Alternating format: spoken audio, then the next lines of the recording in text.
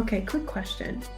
When was the last time you actually had a good healthcare experience? It's a tough one, right? I hear you. The truth is, whether you're in pharma, in healthcare, a patient or caregiver, or just someone trying to stay well, we all bump up against this tangled, complicated system. Let's be honest, it's not working the way it should. But here's the thing, we can do better. And it takes all of us to build something smarter, fairer, and more human. And this is why I'm so excited about Pharmageddon events by Impatient Health, a movement shaking things up and conversations we absolutely must have. And I'm so excited that a discussion about these events are part of the inaugural episodes 1 and 2 of this podcast. So welcome to Ipso Facto, where when it comes to innovation, there's no way but forward. I'm Zina Manji, a regulatory strategist in healthcare innovation, professional maze runner of the life sciences industry. I spent over 20 years working with big pharma, engaging with scrappy startups and medtech trailblazers, chasing down ideas that could actually make a difference. Now with InnoPathways, my mission is simple: decode the chaos of healthcare innovation and help people live better, healthier lives through new innovations. Because we don't need more buzzwords, we need bold moves. So if you're picking up what I'm putting down here, go ahead and subscribe, like this video, and drop a comment below. Not because of the algorithm alone, because this does help, but so that we can build this thing together, bring in amazing guests, and serve up better, braver conversations about healthcare's future, and insights and strategies and actions. All right, so let's dive in. The full episode is coming up right after the highlight reel.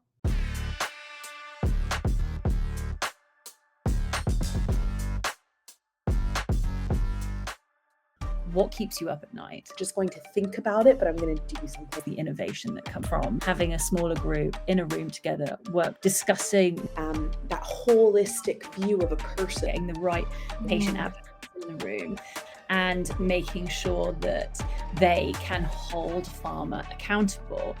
And there were some moments where I was, oh gosh, how's it going? Go out and find out today what people are actually talking about in the industry and what they're not talking about. If you make Gen Z and Alpha your problem, they will become your problem. You need to bring them in. Create these traps for ourselves, right? That then we need to untangle. But we're all patient, so there is the one industry binds us all. The patient has to be at the heart. But what does that actually mean in problems? And even if it's just that little flame, about breaking down silos as well. Small but mighty. Being overly processed takes away from the natural creativity. The ambition has now come up, right? Created these solve sessions to bring together the ideas around how is it that different industries can kind of work with pharma. Not one wish I had for people to take away from the conversation. It would just be go in, there's the big ideas, there's the shaking up the industry, blowing it up, rebuilding it, tangible solutions. That and the manifesto is about a pledge to be better. Well, hello. Welcome to the Ipso Facto podcast. I'm so thrilled to be joined by my two friends, Lucy and Noreen, for this episode to talk about an upcoming event called Pharmageddon. So really interesting name. So Lucy and Noreen, how about introduce yourselves and what you do and what motivates you? Hi, I'm Lucy. I'm the Senior Event Manager here at Impatient Health. Pharmageddon USA is my baby. I created it because I felt there was a necessity, something that we really needed in our industry, a place where people can get together and try and improve the industry in a cohesive way, not sitting around listening, passively listening to people talk on a stage. This was about rolling our sleeves up, really making a difference within the industry. And I felt this was something that we really, really needed to happen. And with the help of people, experts like Noreen and our CEO, Paul Sims, we've made it happen. Hello, my name is Noreen. I'm the head of consulting at Impatient Health. A lot of the work that I do with Impatient, generally speaking, is around disrupting the status quo in pharma. It's about getting pharma to think a little bit differently out of the box, as you would call it. But I think, Pharmageddon to me, and really how that ties into the Impatient Health brand, with the work that Lucy and the team has been doing, is how do we actually make that come to life? How, we can say, let's think out of the box, let's disrupt pharma, but those are all just words. And actually putting that into action is where you get an event like Pharmageddon, where you actually get your hands dirty and try to solve the problems that we've all been, maybe griping about within pharma. And I think that's just one of the reasons why I really do love the event. I think it's immersive, it's an experience. It allows you the opportunity to say, I'm not just going to think about it, but I'm going to do something about it. And that's why I love kind of being a part of the journey with Lucy and the team. Yeah, I think also originally Pharmageddon, the whole word and where it came from, Mm, was yeah. about blowing up the industry and building it back better. And sometimes it takes a radical change, something completely different, to get people's cogs turning in a different way, to look at problems in a different way. So, yes, we're doing something colossal and it seems like big and scary, but actually, maybe if it just makes you look at one topic and one part of your pharma industry life and Mm. makes you like problem solve in a different way. That's what Pharmageddon's all about. Like you go in, there's the big ideas, there's the shaking up the industry, blowing it up, rebuilding it, but at the same time leaving with tangible solutions to your problems. And even if it's just that little flame, and then having a community of people from different companies that are able to help you on that journey from then on, because it's all about breaking down silos as well. The problem that we have is, people just work in their silos, and we have some really great innovations, and we only get to see those innovations when we put people into a more workshopping experience, instead of going to a 2-day event where you passively sit on your hands and listen to panelists say their piece, humble brags. This every single person has to be involved in the event. And by the end of the 2 days, you will know personally everybody in that room. And I think that's what makes this event purposefully small but mighty. That's fascinating. And I think you really explain the term Pharmageddon and why that's used for this event. And really fascinating, Lucy, you talk about the origin of this event, and Noreen about why it's even needed. Therefore, an event like this needed what you call the unconference, I think, and there's a manifesto for Pharmageddon. So can you talk just a little bit more and going a little bit deeper on that manifesto and how does that feed into is this a movement that's being created and can you talk a little bit more about that in terms of movement and how you expect uh, things to change? How would we drive change through this mechanism of the organization of the event itself? I think as an event, it has progressed and mutated as it's gone along, because we started with this Farmageddon, blowing things up, let's go. And we realized we couldn't keep saying the same thing over and over again. That's not progress. It's just being sensational for the sake of being sensational. Mm. So, which is why we actually went in this different realm into the agenda of the 4As, which we'll get into at a later date. But we're always thinking, like myself and Noreen and Paul and other parts of the team, we're always brainstorming and saying, like, how can we make this the most brilliant event, the most radical, but yet helpful event in the Mhm. industry? I think so much of that and the manifesto is about a pledge to be better, and to every day or week have a little bit of thinking of how can I make this industry better. We all got into this industry. I think pharma is probably one of the biggest purpose driven industries there are. And that is really obvious. And sorry for going on a tangent, but it becomes so obvious No, when please. we have Pharmageddons how purpose driven everyone in that room is. And sometimes we go a little bit off our path of why. Why did we start? And I think Pharmageddon brings it back to that purpose and makes us realign with what our values are and how we can bring that into our work. Yeah, I think the values and bringing that into our work is so key because to your point, it's very purpose driven, and for those who choose a career in pharma, you wouldn't do it if you didn't have kind of that purpose to make a difference, and specifically in healthcare. And but at times there's that feeling of, well, are we aligned, right, as the purpose of the company and in teams and how we're trying to accomplish the goals, how we are looking at different areas to innovate in and how we do that.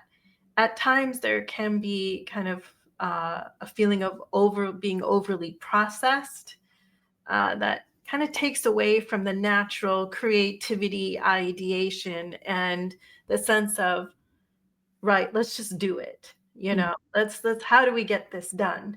So in terms of Farmageddon as a movement, uh, I my impression and my experience with Farmageddon, having attended last year, is this feeling of this is a movement for change because it's values driven, as you say, but it's also this alignment. How can we do something different? And we will get into then, how do you curate Mm. attendees and speakers for this type of event? But Noreen, I was curious from your point of view and your experience from pharma. Uh, do you feel that this is a movement, and what do you both think success looks like? Mm. Yeah, it's a good question. I think, when we first started, it was about, as you said, kind of making people think differently, act differently, disrupting. It was just about, as Lucy says, breaking things down, right? That deconstruction process is really important to then build back up and build back up. So at first, success was just get people to think differently. It's just about breaking it down. If everyone's frame of reference has shattered post event and they're left in pieces, we've succeeded because that's all it was about, right? And I think as, Pharmageddon has evolved over the years, and I know, Lucy's talked about this loads, the ambition has now come up, right? So it's okay, it's not just about breaking things down, it's about how do you connect with other parts of the global community and the ecosystem around healthcare. Are there, partners or industries that we can look at for inspiration, whether that be technology or media or culture, arts, and created these solve sessions to bring together the ideas around how is it that different industries can kind of work with pharma, not against pharma or in separate bubbles to pharma, to genuinely create that holistic view of a person, right? People are not just their conditions that they deal with on a basis, day-to-day basis, or the symptoms that they have when they're feeling ill. They live and breathe and work and play in a society. And so how is it that we can actually genuinely bring together different parts of society, the different industries that work to build a whole person together, and pharma is a part of that, to then kind of almost superhumanize us, if you will, for lack of better words. And I think, that's something that we really want to raise as the next ambition. One thing that the team is doing now is talking about how do we get people from other industries. How do we get folks in finance, in media, in tech to come to Pharmageddon, maybe because in the beginning they might not be motivated by what pharma's doing, but they can then push that ambition to a new level. And I think that's kind of where Lucy and the team are really taking the event to new heights. Yeah, really interesting, and I can hear the evolution from just last year. I mean, in 2024, if I understand correctly, that was the inaugural event in the U.S. Yep. And to your point, it was a point in time. I'm hearing that's a point in time introduction breakdown, but now it's like, okay, let's get to the next phases.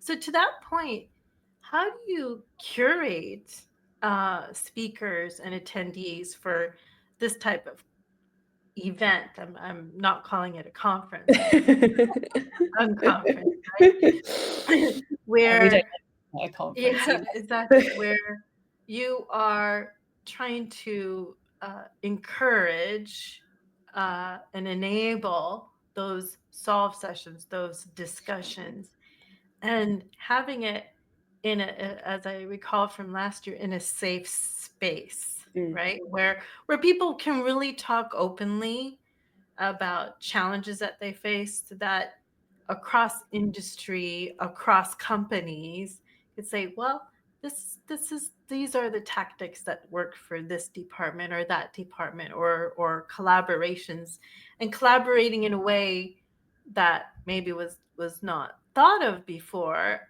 and kind of doing things differently, because time is one of our most precious resources. And yes, it takes time to develop something, but how much better if we can do it efficiently and on target? And to your point, Noreen, about the whole person, somebody is not a diabetic, right? They are a person who is experiencing diabetes. They also might be an athlete, right? So this disease is not defining the individual. We tend to defy individuals based on their disease states, and maybe one disease at a time, versus there's so many things going on. If you layer onto that cultural differences, life environment differences. So really intriguing what you say, Noreen, about the whole person, right? And what that means. So Lucy, Pharmageddon is your baby, as you said. And so how do you, based on your past experience, what did you have to learn differently or tackle differently in terms of how do you even curate for speakers and attendees for this type of event? I think with pharma and with patients at the core and the heart of it, there's a lot more empathy that goes into this event than does a lot of other, in my experience. It's interesting because one of my favorite parts of this role is talking to the patient advocates and getting the right patient Mm. advocates in the room and making sure that they can hold pharma accountable. And I think some of the most liveliest debates that we had at Pharmageddon USA was because we got really punchy advocates who really knew their stuff as well. And there were some moments where I was like, oh gosh, how's this going to go?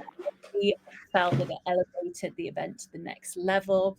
I remember panelists, like really amazing senior pharma executives, telling their stories about their health journeys. And I know this has been said plenty, Mm. but we're all patients, so it's the one, healthcare is the one industry that combines us all. It binds everybody. And, an event like this is there to remind us that, yes, we still need to keep the patient at the heart, but in a useful way. What can the patient experience bring to a pharma process? And because so many times we talk about having a patient has to be at the heart. But what does that actually mean in an event like this? It's not just people getting up and telling their stories. It's how does their experience, and what can we take from their experience to make the industry better, and really think about how best to engage the patient. And then also looking into people's personal stories. And I remember, Zena, you told your story on stage last year, and that was really moving. And people started getting up and telling their purpose stories and backgrounds as well. And it was a really unique moment that you don't get at events. You don't think about almost being moved to tears about someone's beautiful story at something like a pharma conference. So I think that's what kind of ups the ante with Pharmageddon. Yeah, I'm recalling those moments from last year, and I think it's very touching moments. Like you say, it really grabs you, right? And makes us all kind of pause and rethink about why we're doing what we do. Oftentimes, when we're in a corporation, we get very focused on our objectives, right? Meeting the objectives, meeting the business timeline. We are patient driven, right? Because that's what we need to do. But sometimes we need to pause and just think, let's hear the patient. Are is this are we solving a problem that they actually feel needs to be solved? And are we solving it in the right way, holistically in the right way? What are barriers that are holding back the barriers to adoption, right? And as you say, patient advocates are very educated in their own right. They know their disease and several diseases very well. Hence, they are very well placed to bring ideas to the forefront. And it requires, I think, a mindset shift. When you are approaching a conference such as this, what did you find in the beginning? Was there things that surprised you, or were there challenges that you didn't expect, or challenges that you expected but actually people were very open to it? So let's talk a little bit about that. Yeah, absolutely. I think the unique thing about Pharmageddon is the thought leaders kind of mold the event. So when we choose and select our speakers, it's usually because they're already the provocateurs and the disruptors of the Mhm. industry. And that's kind of our, if you're known for that, we usually approach you, or we may already know you and say, hey, we'd love for you to speak at this event. And the first thing I do when I interview the speaker is ask them, what keeps you up at night? What is your issue? What's your problem?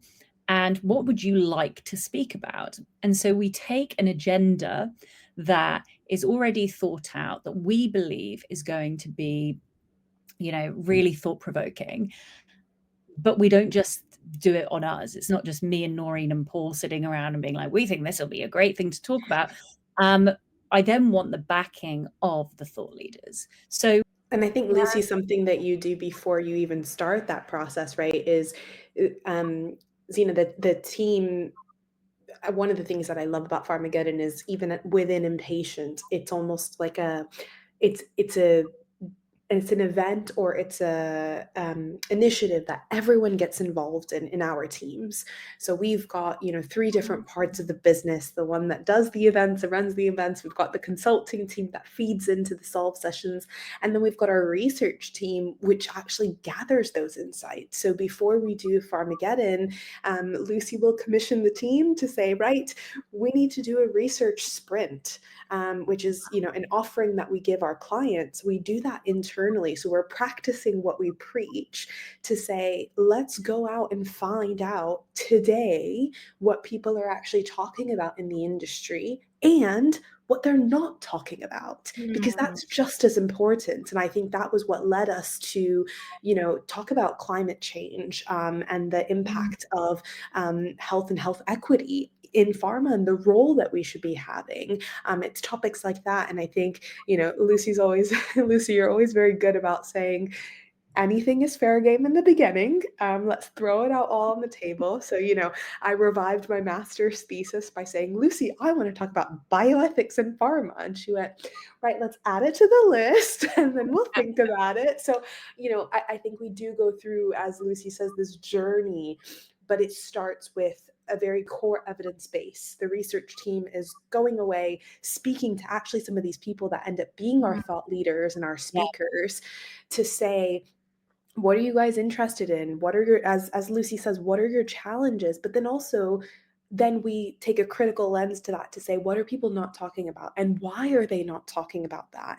And that helps, you, Lucy, build that first version of the agenda that you say, right, these are, I think, the things we need to talk about. And then it evolves as life happens, as, geopolitical trends take place, as people change their minds, as different topics of conversation come to the forefront. And I think that flexibility and that evolution is what we're expecting pharma to do. So again, it becomes something that we practice what we preach. And I think sharing that with a broader audience of even how we do it on a day-to-day basis. And don't get me wrong, we want to pull our hair out sometimes as well. It's not easy, that journey, but it's about being willing to be on that journey that I think is really powerful to do. I think we're kind of unique in that I've never heard of anyone else doing this, where we have a flexible-ish agenda, which actually goes through a evolution series over 6 months, and we just keep editing and changing it and making sure that the up-to-date topics are being discussed. Because if you create an agenda 8 months ago and you're going to say exactly, if you stay rigid to that agenda, especially in the way the US is moving at the moment, things are just not going to be current. And so that's something I'm quite proud about, is our flexible approach in the agenda, and the thought leaders, and they want to have their say. So they'll say, this is what I want to talk about. I'm like, right, that will work on that topic. It's not, we don't just pick an agenda by willy-nilly. It is all thoroughly researched by the incredible team at Impatient Health. So yeah, it's great. Talk about collaboration, like collaboration within pharma industry. Actually, like you're saying, you're practicing just that, how you're organizing this event. Because to your point, I mean, things are changing it could be for anything. It could be geopolitical. The pace of technology is exponentially going faster than regulations can keep up with, faster than clinical evidence can keep up with, right? And so there are so many aspects, and as you say, environmental things like climate change or other healthcare ecosystems broadly. I mean, all of these things can impact the system in which we live and how we acquire and experience healthcare. That in and of itself is also up for discussion, right? Yeah. And absolutely.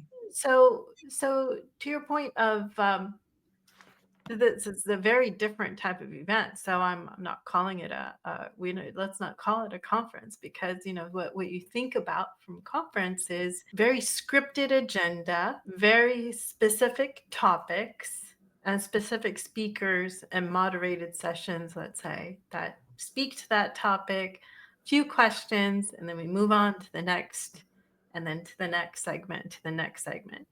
So here, I mean, you are living and breathing the definition of agility.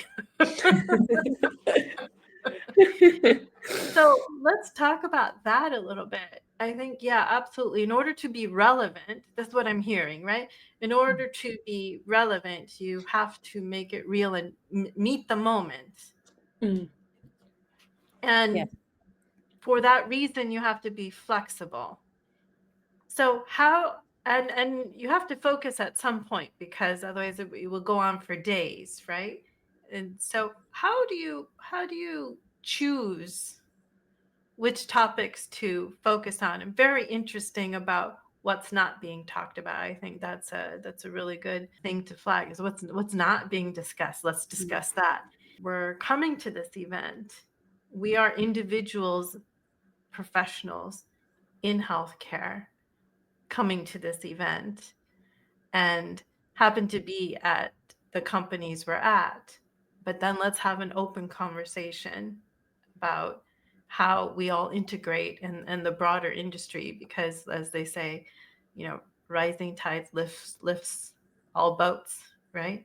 So how do you figure out where to then say, okay, here's the line now. This is it. This is the agenda. These are the topics. And Go. Lucy Um, has an executive order button that she pushes and says, no more as people. somebody who has just completed the timed agenda. So no, obviously at some point we have to push the button, because we need to make sure our panelists are fully brought in on the topics and understand and start to really flesh it out, and make sure that all the organization is in place. It's not complete chaos, but and I think a good example of coming to this of an evolutionary stage is in New York last year. We had an incredible out of industry speaker, head of DEI for New York University, Lisa, and she brought up Gen Z and Alpha, and saying, if you make Gen Z and Alpha your problem, they will become your problem. You need to bring them in. And this became an evolution. We had different execs saying, we need a Gen Z panel. This is what we should do. So last month, we did a webinar, how to talk to Gen Z and stop belittling them and talking down to them and acting like they don't matter when they are the future. And I was talking to a speaker about this, and they were saying 70% of her team was Gen Z. Wow. And this is not being discussed enough. So this is a kind of, I'm going convoluted path here, but I'm kind of explaining the evolutionary path that comes from one topic. And the engagement that we've had from that means that we are now having a Gen Z live panel in Philadelphia in 6 weeks' time. And I think this is a good example of how little seeds are sown by experts, which was an industry expert, and now we're running with it, and people are really interested and engaged, because Gen Z is the future, and they need a seat at the table. And I think, I will just add to that by saying, we all know Lucy's got a tough job, and we don't doubt that. And Lucy's got even a tougher job, because I think in her role, she sees it all. So she's, Lucy, I didn't even know about that example and how that was kind of the seed that you decided to help grow. But I think it's so powerful, because what does, when I take a step back and I say, what does this event require? It requires someone that has the foresight, someone that has the vision to say, actually, this topic is one that's going to blow up. I can feel it. And I think, Lucy, you're so good at that, where you can kind of take that Gen Z moment and say, that's not being spoken about. It needs to be kind of amplified. And alongside Lucy's many hats, she then becomes that amplifier of the voices, as almost someone that's in the industry but on the periphery of the industry, to say, guys, push this ball back into this court, bring this ball back into this court, right? It's almost this beautiful orchestrator of a game, if you will. And I think that is, as someone that sits in pharma, in the industry, with clients on a day-to-day basis, when you're in the middle of the trees, it's hard to see through the forest, whatever that metaphor is. But I think it becomes really, really, really important for us to have people like Lucy to say, hey, actually, let's connect to these guys. Let's double down on this. Let's dial this up. And that's why an event like this kind of allows that spark to then say, we need to amplify this voice. We need to bring this topic to the forefront. And I love that about that example that you shared, Lucy, to kind of highlight that. It does it beautifully. Oh, thank you. I think it kind of helps that I really don't know much about pharma.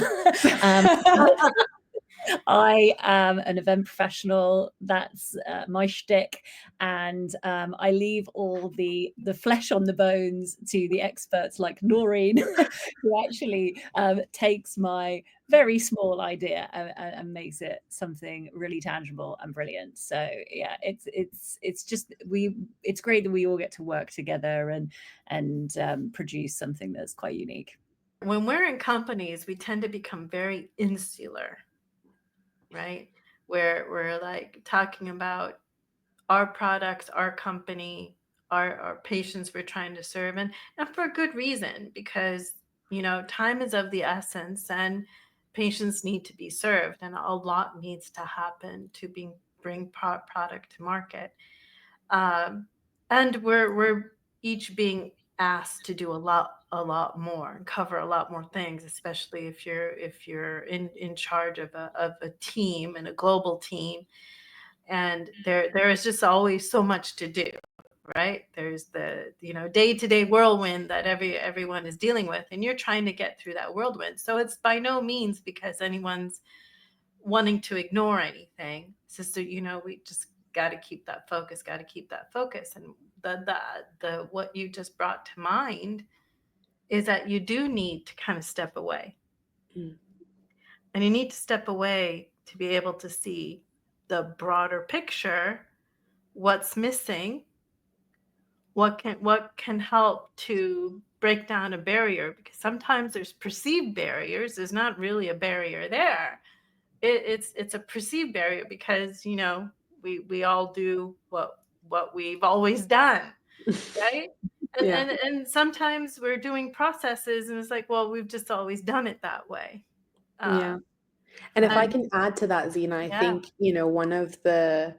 one of the examples again of that in a Pharmageddon that we recently did was, you know, I was speaking to them and saying, "What motivated you to come to the event?" And they said, "Oh, I've heard about it, really excited about it, the momentum." And they said, "One of the things that I really, really want to learn is from my colleagues in the industry." Hmm. And again, to your point about these perceived barriers, we believe that, oh gosh, if I belong to pharma company A, I can't speak to pharma company B because of competitive intelligence, because then, we're sharing company trade secrets and things like that. And you almost get bound by that inability to even interact with other pharma companies because you feel like, oh gosh, that's against the rules, right? And one of the things that we do talk about in Pharmageddon is like, what are actually the compliance challenges that you're facing? Because they're probably not what you think they are, right? You're probably perceiving a lot of barriers and building up those walls. So when he said to me, I'm actually so excited to be at this conference, because, or at this not conference, if you will, because I get to learn from industry peers in a safe and open space. It sort of allowed me to think, oh gosh, we're naturally just sharing stories, but these stories become case studies. They become conversations that people can take back to their teams. They almost help further the industry as a whole because it's not about competing with one another, it's about learning from one another. And I think that's kind of the reframing of the dialogue around these perceived barriers that we have, which the event really kind of helps nurture and foster as well. Absolutely. And I think, Lucy, you said you're not a pharma individual, but actually we all experience healthcare. And so in some way we're all stakeholders in this, right? And I think what I love about what you both described about the organization of this event is you need to be able to step back and see the broader picture. There needs to be someone who can step back and see that broader picture so that you can create. Mm, And that's something that is hard to do when you're in the moment and in a structure.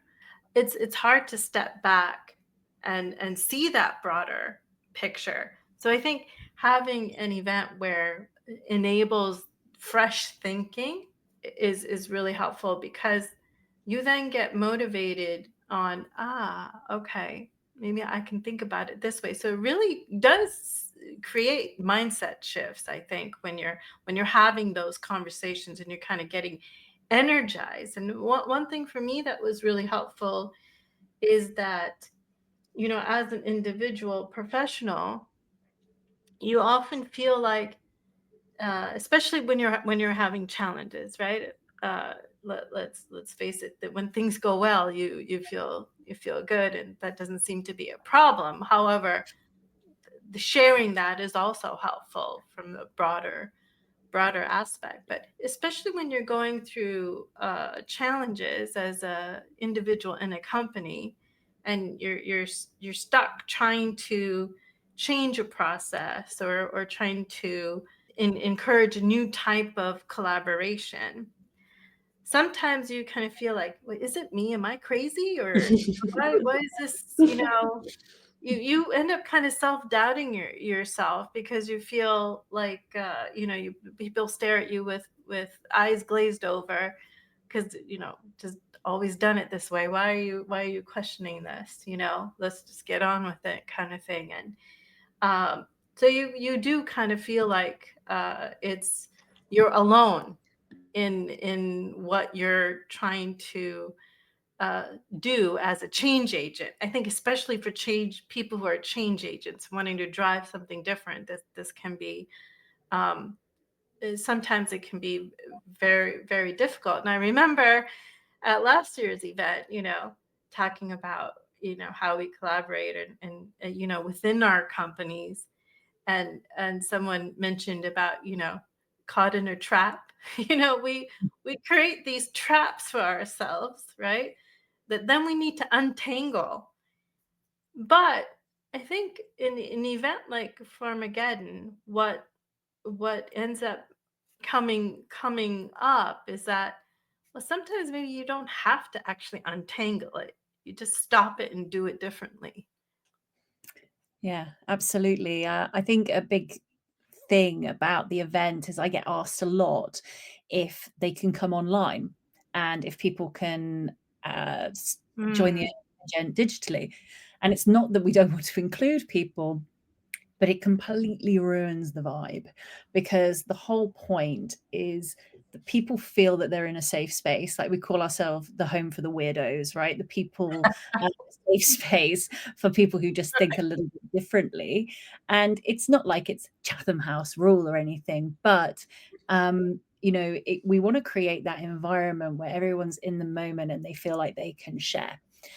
And so for us, we obviously big on digital events, but this one is about being in the room, and we can't really do half of the event digitally because it's about these expertly created solve session, which are Noreen's brainchild, children. Um, and it's basically this incredible workshop, like 150, 200 person workshop, where everyone is all thinking together. And honestly, the feeling in the room is kind of electric. And we want to always foster that community and that feeling of a safe space. Yeah, and I think to kind of add, Lucy, to what you're saying, sometimes I find that not just in the world of pharma, but just in the world of corporate organizations, as as we evolve, we believe in hierarchies and bureaucracies and reporting lines, and we have systems and structures and processes that we so desperately do need. I'm not dismantling those, or critiquing them, but I think sometimes I even fall into the trap of, oh, this is the hierarchy line, and so I can't go against this person, or I need to agree with that person, right? You fall into groupthink, or you fall into the same sorts of vanilla ideas. And so I think one of the things that this event allows us to do is every person comes in on the same playing field. There's no hierarchy involved, right? If you do come in and, let's say there's 5 people from an organization that are all part of a team that have come in, you get sat in separate groups. And so you're kind of, each of the experiences is curated in a way where, number one, you're not necessarily with working colleagues, so you don't know someone's level and that doesn't impact you. Number two, you're working on a problem that's across the industry. So it's not like you have any more or less experience. And even if you do, even if you worked in regulation for 20 years and the person sat next to you has not, it doesn't mean that you can't both tackle that problem. And in fact, you're forced to tackle that problem together for the next hour, right? So all brains are required. And it's that design thinking mindset, that methodology around, if we're genuinely going to be human centered, the only baseline, knowledge that you need is how to be a human. If you know how to be a human, you're allowed. And I think that's really important to bring to the table. And it really does elevate that experience face to face, because it's that, they say, what is it, 70% of communication is nonverbal. And so that, to Lucy's point, being face to face, being in person, you read the body language, you sense things, you can feel that, you can be on the same page. All around a cause or a problem or a challenge that's outside of your day-to-day job. It's not that it doesn't relate back to it and you can't take some lessons learned, but because you're all solving, it's kind of like when you have to build a Lego, together. Yeah. You're all tackling this new thing, and so you almost have to forget about everything else, all the hierarchy, all the organizational bureaucracy that you've got. And I think that provides almost this open space, as Lucy says, this safe space to say, we're all equals here. If you're a human, you're allowed to come, and we even had non-humans at Pharmageddon USA. We had a little pup that came by, and he was Yeah, fantastic. it was so So sweet. all life is involved. Yeah, absolutely. And I do think Hello again.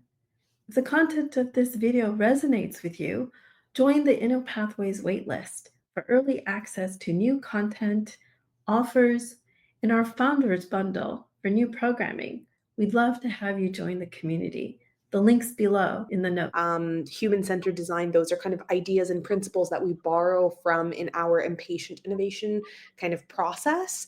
And then, as Lucy said, we then understand where our audience is in that innovation process. So if you're at step 1 of the innovation process, we're not going to jump you to step 4, but it's about, building onto that. How can we get you to step 2, to step 3? And I think one of the biggest differences, Lucy, that we found was that, the US is generally, and I'm making a generalization, more innovative, just because of the nature of their, economics, their society, the kind of companies that are headquartered there.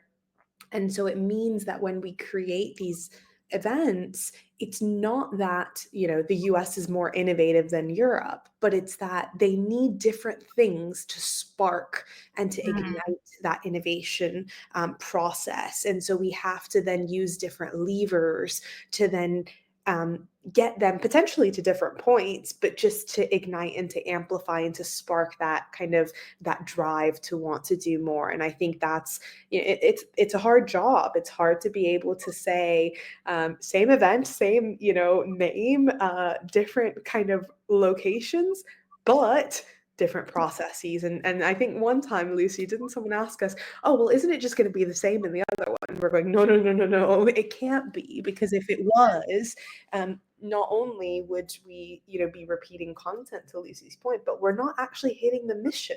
That's not the objective.